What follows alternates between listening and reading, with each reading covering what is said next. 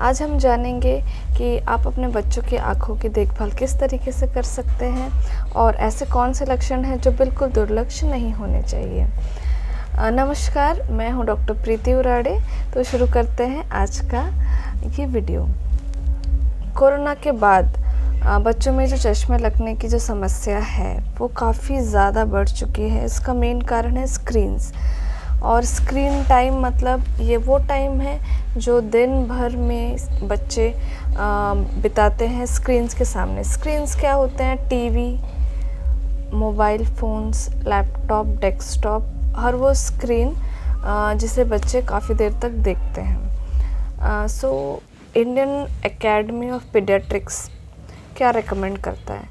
उनका रिकमेंडेशन है 2 साल से छोटे बच्चों में बिल्कुल भी स्क्रीन्स दिए नहीं जाने चाहिए और 2 साल से बड़े बच्चे 2 से 6 साल समझिए, उन्हें आधे घंटे से ज़्यादा से ज़्यादा 1 घंटा, उसके ऊपर उन्हें स्क्रीन्स दिया नहीं जाना चाहिए। और ज़्यादा बड़े बच्चे हैं उनका बिल्कुल मिनिमम टाइम स्क्रीन्स देना चाहिए।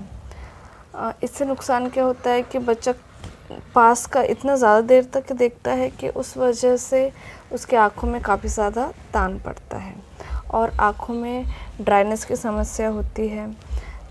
तो मेन है कि स्क्रीन टाइम लिमिट करना जो कि पेरेंट्स के हाथ में है। जब भी बच्चा स्क्रीन देख रहा है, दूसरी बात का आपको ये ध्यान रखना है कि कभी भी बड़ी स्क्रीन बेटर होती है छोटी स्क्रीन से।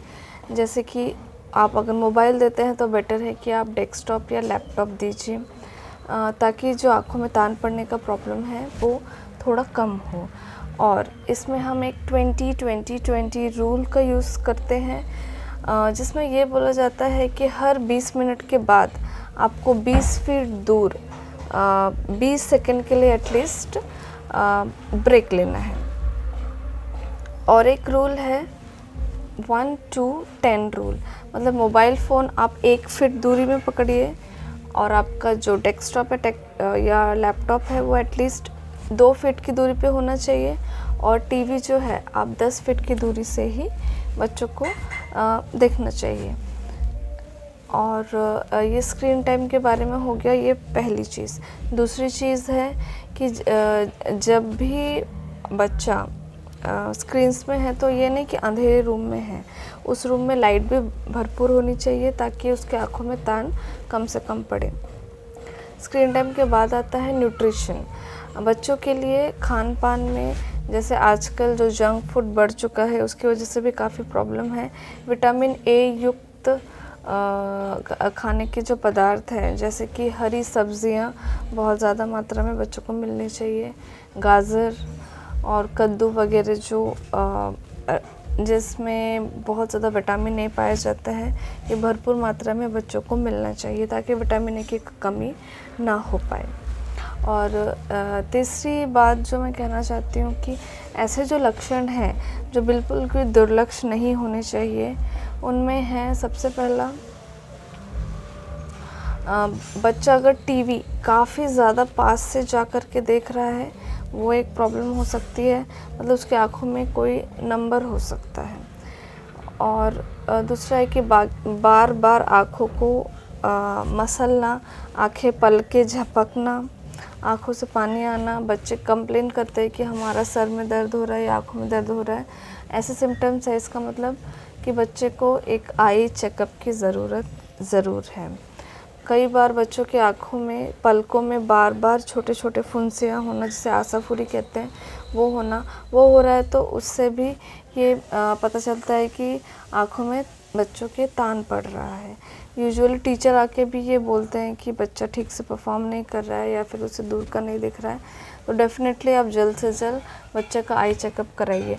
वैसे तो सालाना 1 बार चेकअप होना कभी भी अच्छा होता है बच्चों के लिए। और विटामिन ए की जो डेफिशिएंसी है, जो साधारणतः पता नहीं चलती, उसमें क्या होता है कि एक तो बच्चों की आँखों में ड्राइनेस होता है, प्लस बच्चे रात में, जैसे दिन में उन्हें अच्छा दिखता है और रात में उन्हें थोड़ा कम दिखता है, जिसको हम नाइट ब्लाइंडनेस भी कहते हैं। रात में बच्चा घबराता है कोई भी काम करने में, ऐसा भी कुछ लक्षण हो तो आप ज़रूर दिखाइए। और ये सब के साथ में जब अपन स्क्रीन टाइम कम कर रहे हैं, न्यूट्रिशन प्रॉपर दे रहे हैं और ये लक्षणों का ध्यान रख रहे हैं, तो आपके बच्चों की आँखें काफ़ी सुरक्षित हैं। और बच्चों को दूसरा एनकरेज करना है कि बाहर खेलने जाएं।